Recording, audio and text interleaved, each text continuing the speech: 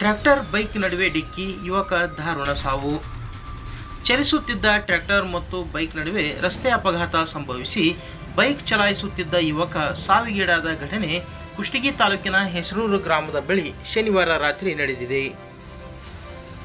ಮೃತ ಯುವಕ 19 ವಯಸ್ಸಿನ ವೀರೇಶ್ ರಾಘವೇಂದ್ರ ತಟ್ಟಿ ದೋಟಿಹಾಳ್ ಗ್ರಾಮದವರು ಎಂದು ಗುರುತಿಸಲಾಗಿದೆ.